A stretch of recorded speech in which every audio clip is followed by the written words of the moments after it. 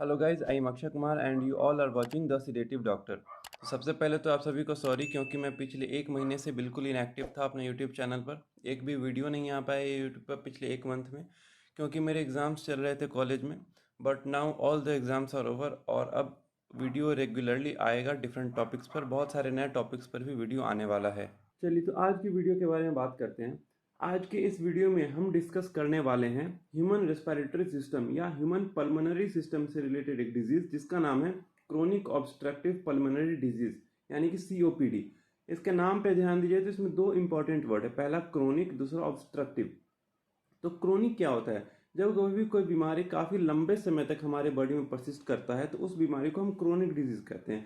दो बीमारी होता है, क्रोनिक होता है और दूसरा एक्यूट होता है। तो एक्यूट कम समय के लिए हमारे बॉडी में रहता है और क्रोनिक डिजीज काफ़ी लंबे समय के लिए हमारे बॉडी में परसिस्ट करता है। दूसरा वर्ड ऑब्स्ट्रक्टिव, यानी कि ऑब्स्ट्रक्शन, किसी भी तरह का रुकावट आना। तो बेसिकली सीओपीडी में क्या होता है कि एयर फ्लो का ऑब्स्ट्रक्शन हो जाता है। जो भी हम सांस लेते हैं, ब्रीद इन करते हैं या ब्रीद आउट करते हैं, तो उसका ऑब्स्ट्रक्शन हो जाता है, जिस कारण से एक सही अमाउंट में ऑक्सीजन हमारे बॉडी में नहीं इंटर कर पाता है। ठीक है, ये ऑब्स्ट्रक्शन कहाँ होता है ये जानने से पहले ये समझिए कि हम जब ब्रीद इन करते हैं तो एयर किस किस रास्ते से पास करके लंग्स में पहुंचता है। तो सबसे पहले जब हम ब्रीद इन करते हैं तो नोज के थ्रू करते हैं, तो नोज के थ्रू होते हुए एयर नेजल कैविटी में इंटर करता है। नेजल कैविटी के थ्रू वो ट्रैकिया में जाता है और फिर ट्रैकिया एक सर्टेन लेवल पर आकर राइट और लेफ्ट ब्रोंकस में डिवाइड करता है, जो कि राइट और लेफ्ट लंग में सप्लाई करता है। ये ब्रोंकस फर्दर फिर secondary bronchus, tertiary bronchus, alveoli, ये सब का फॉर्मेशन करता है। ठीक है, तो सीओपीडी के केस में क्या होता है कि ब्रोंकस के वॉल में एबनॉर्मल फाइब्रस टिश्यूज का डिपोजिशन होने लगता है, जिसके कारण ब्रोंकस का वॉल थिक हो जाता है और उसका ल्यूमेन, यानी कि जो स्पेस है एयर के जाने का, वो छोटा होता चला जाता है।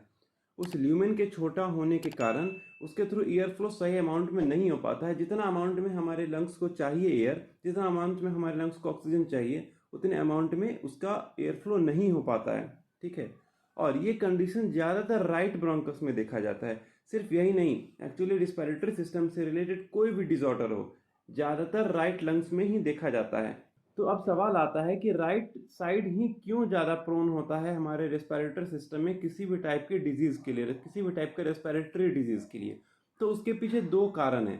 पहला कारण ये है कि जो राइट ब्रोंकस है उसका डायमीटर ज़्यादा होता है। उसका डायमीटर ज़्यादा होने के कारण उधर से ज़्यादा अमाउंट में एयर फ्लो करता है। ठीक है, अगर ज़्यादा अमाउंट में एयर फ्लो करेगा तो कोई भी डिसऑर्डर होगा तो पहले उसी साइड होगा।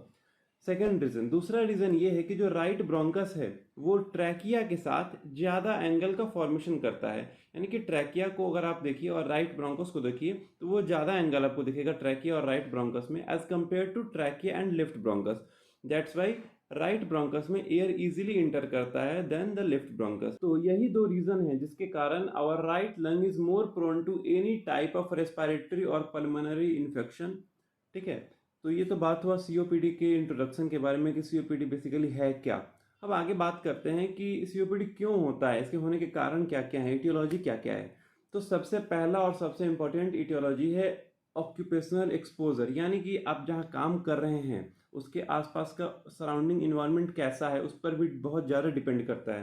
फॉर एग्जाम्पल, जो लोग कोल माइनिंग, कॉटन, टेक्सटाइल, ये सारे चीज़ से रिलेटेड वर्क करते हैं, इन सारे जगहों पर होते हैं, उन्हें सीओपीडी का खतरा बहुत ज़्यादा होता है। ठीक है, तो पहला कारण है occupational exposure like coal mining और cotton textile industries and many more. उसके बाद अगला आता है क्रोनिक ब्रोंकाइटिस।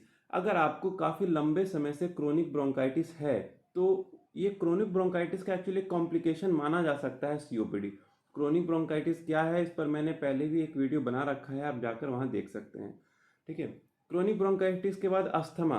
अस्थमा भी अगर लंबे समय तक है तो उसके कारण भी सीओपीडी हो सकता है, देखा जा सकता है। अगला है इम्फाइसेमा। उसके बाद इस्नोफीलिया के कारण भी सीओपीडी हो सकता है। इस्नोफीलिया के अलावा अगर कुछ और देखें तो स्मोकिंग भी एक बहुत बड़ा और बहुत मेजर रिस्क फैक्टर है सीओपीडी के लिए। ठीक है, और इन सारी चीज़ों के अलावा एक बहुत रेयर कभी कभी देखने को मिलता है जेनेटिक फैक्टर।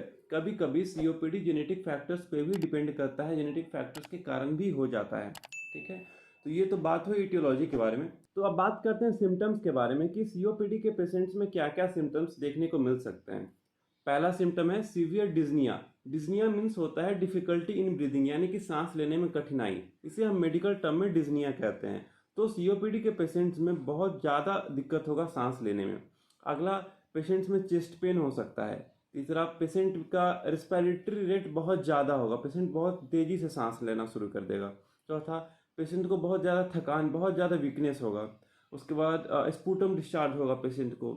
और स्पूटम डिस्चार्ज, इसमें एक ज़रूरी पॉइंट ये होता है कि सीओपीडी के पेशेंट्स में स्पूटम डिस्चार्ज ज़्यादा रात में होता है, और अगर ठंडा समय है तो ठंडे समय में ज़्यादा होता है, more in night and more in cold weather also. ठीक है। इसके अलावा जब भी हम स्टेथोस्कोप लगाकर सुनेंगे लंग्स का साउंड, तो उस समय हमें जब भी पेशेंट ब्रीद करेगा, जब भी पेशेंट सांस लेगा, तो एक विजलिंग साउंड हमें सुनाई देगा स्टेथोस्कोप में। ठीक है। तो ये कुछ सिम्टम्स हुए, कुछ कॉमन सिम्टम्स हुए जो कि लगभग हर पेशेंट्स में देखने को मिल जाते हैं। ठीक है। चलिए, तो अब बात करते हैं कॉम्प्लिकेशन के बारे में। ये देखते हैं कि सीओपीडी के पेशेंट्स में इन फ्यूचर क्या क्या कॉम्प्लिकेशंस देखने को मिल सकता है। ठीक है।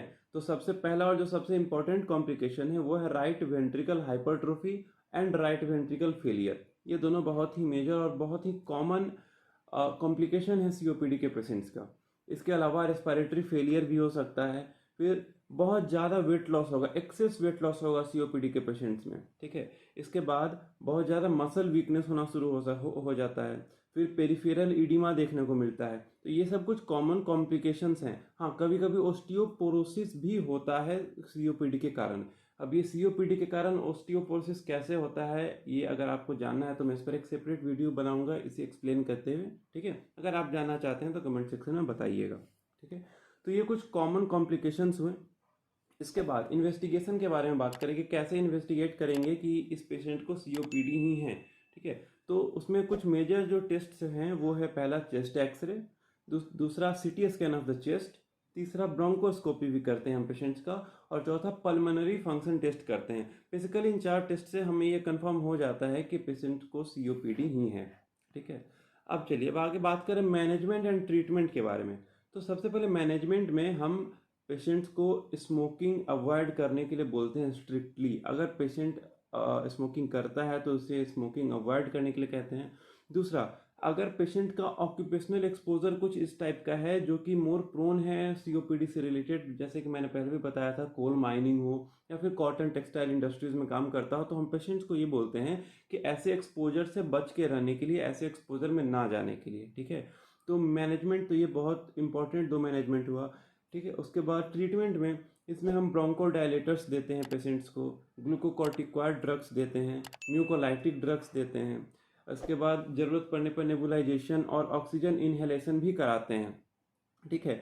और एक बहुत इंपॉर्टेंट पॉइंट ये है कि सीओपीडी के पेशेंट को इन्फ्लुएंजा और न्यूमोकोकल का वैक्सीन भी देना पड़ता है। ठीक है। और इन सब के अलावा फिजियोथेरेपी मैनेजमेंट एक बहुत ही मेजर रोल प्ले करता है सीओपीडी के पेशेंट्स के रिकवरी में। ठीक है। तो ये सारी बातें हुई सीओपीडी के बारे में, जहाँ पे हमने देखा कि सीओपीडी क्या होता है, ये क्यों होता है, इसके कॉम्प्लिकेशंस क्या क्या हैं, इसे इन्वेस्टिगेट कैसे किया जाता है, और इसके मैनेजमेंट और ट्रीटमेंट के लिए क्या क्या किया जाता है। आई होप आप लोगों को सारा टॉपिक क्लियर हो गया हो।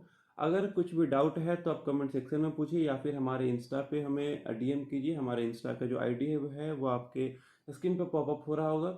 ये जो लिंक भी हमारे डिस्क्रिप्शन में दिया हुआ है। और सीओपीडी पर एक आर्टिकल मैंने ऑलरेडी पब्लिश कर दिया है अपने वेबसाइट पर, आप वहाँ पर जाके पढ़ सकते हैं। अगर कोई भी डाउट हो तो हमें कॉन्टैक्ट कीजिए थ्रू कमेंट सेक्शन और थ्रू इंस्टा डीएम। तो मिलते हैं अब अगले वीडियो में किसी नए टॉपिक के साथ। तब तक के लिए बी हैप्पी, बी सेफ।